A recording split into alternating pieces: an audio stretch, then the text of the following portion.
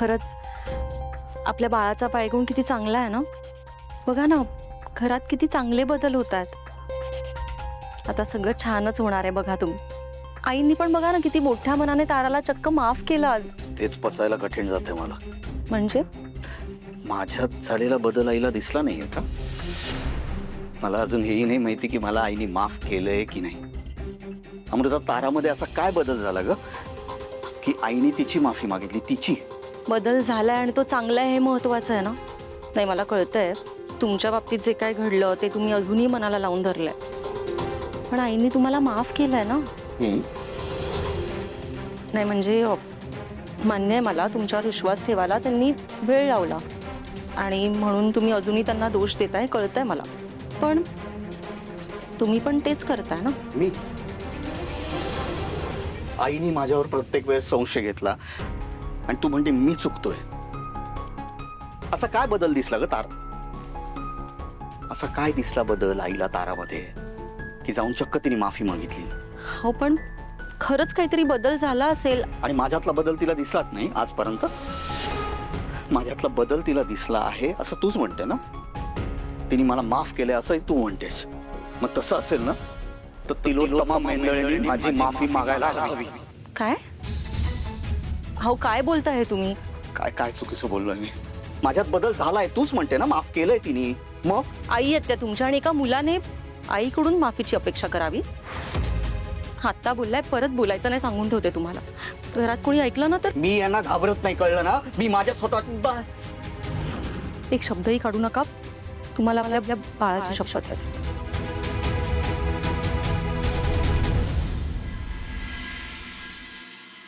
तिलोत्तमा मॅडमने तारा मॅडमची माफी मागितली. काय? हो, असं का केलं तिनं? त्यांना वाटतंय की असं केल्याने सगळे एकत्र येतील. म्हणजे जर तिलोत्तमा मॅडमने तारा मॅडमची माफी मागितली तर तारा मॅडम भैरवी माईंना माफ करतील आणि मग सगळं ठीक होईल म्हणून. हे सगळं सारंग सरांना आणि बाबांना पटलंय, पण मला अजून पटलेलं नाहीये. ती पण शक्यता आहेच ना. आणि तिलोत्तमा तिची खमकी आहे, कोणाच्या ऐकण्यात येणारी नाहीये ती. ती स्वतःहून झुकतीये म्हणजे काहीतरी असणार. नाही, ते पण बरोबरच आहे. पण समजा भैरवी माईंकडे अशी एखादी गोष्ट असेल ज्याचा वापर करून त्या तिलोत्तमा मॅडमला हे सगळं करण्यासाठी भाग पाडत असतील तर? पण ते आपल्याला कसं कळणार? त्या डॉक्टरांचा काही पत्ता लागला का? नाही, मी माझी माणसं लावलीत कामाला. पण प्रॉब्लेम असा आहे की आपल्याकडे फक्त त्यांचं नाव आहे. आपल्याला नंबर जरी मिळाला असता ना तर आपण त्यांना ट्रॅक करू शकलो असतो. मी त्यांचा नंबर मिळवण्याचा प्रयत्न करते. हां.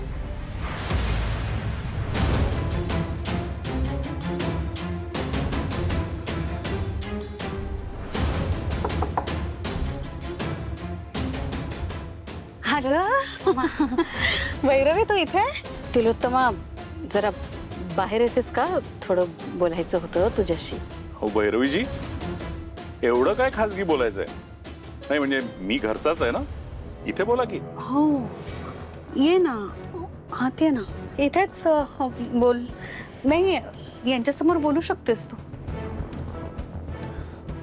खरं तर रात्रीच येणार होते, पण म्हटलं तुम्ही लोक झोपले असाल ना, कशाला डिस्टर्ब करा म्हणून आता आले.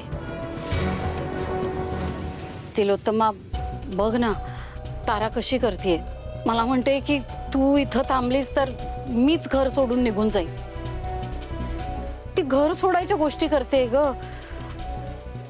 तिच्याशी बोल ना जरा, बघ ना काय म्हणतीये ती. नाही नाही नाही ना, ती चिडली असेल ना, लहान आहे ना ती. म्हणून असं काहीतरी बोलत असेल. तू नको काळजी करूस.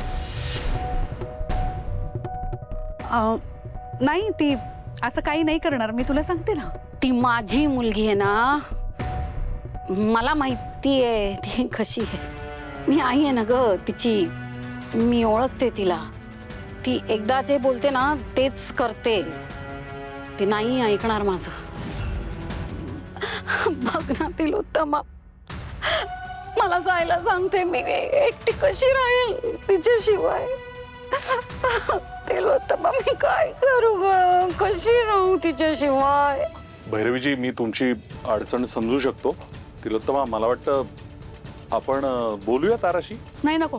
हा म्हणजे आपण नको, मी बोलते. तुम्ही कशाला उगाच काळजी करताय? मी बोलून घेते ना, तुम्ही नका मध्ये पडू. ठीक आहे. हा चालेल, मी बोलते. करशील ना? हो. चला आता पुढचा प्लॅन सुरू करायची वेळ आली आहे.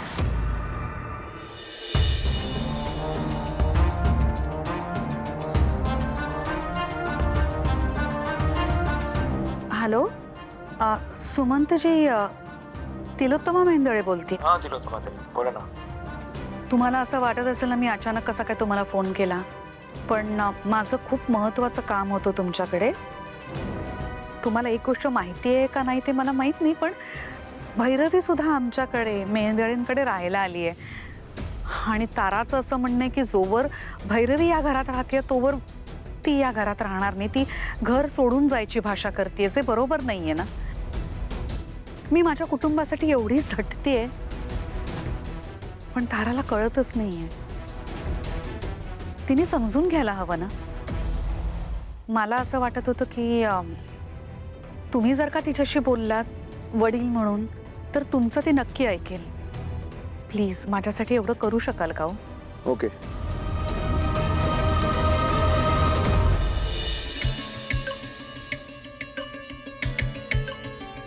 वहिनी, अगदी मनापासून व्यायाम करताय तुम्ही.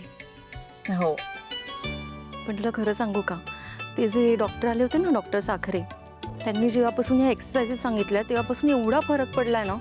म्हणजे सुरुवातीला पाय भरून यायचे, कंबर दुखायची, सगळं खूप कमी आहे. दिसतंय ते. म्हणजे तुमच्या चेहऱ्यावर अजिबात थकवा दिसत नाहीये. ते डॉक्टर खूप अनुभवी वाटले मला. मला काय वाटतं की आपण तुमची डिलिव्हरी त्यांच्याच हॉस्पिटलमध्ये करूयात का? सावली, ही कल्पना खरंच खूप चांगली आहे. आणि ते तुमचं ते रोजचं चेकअप असतं ना, ते पण त्यांच्याकडेच करूयात. चालेल. सावली, पण ते डॉक्टर खूप बिझी असतात म्हणे. बिझी असतीलच, पण तिलोत्तमा मॅडमच्या ओळखीचे आहेत. खूप जुनी ओळख आहे ना, मग तुम्हाला ते नाही म्हणणार नाहीत. हो, आईंना ते नाही नाही म्हणणार. त्यांची अपॉइंटमेंट घ्यावी लागेल ना आपल्याला. हो, मग मी आईंशी बोलू का? म्हणजे त्यांना सांगू का डॉक्टरांशी बोलायला? नको, म्हणजे तिलोत्तमा मॅडम पण बिझी असतील, उगाच कशाला त्यांना त्रास. आपण एक काम करूयात का, तुम्ही भैरवी माईंना सांगा त्या डॉक्टरांचा नंबर द्यायला. तुम्हीच बोला त्यांच्याशी. चालेल, आजच बोला वहिनी. आत्ताच जाऊन बोलते. खरं.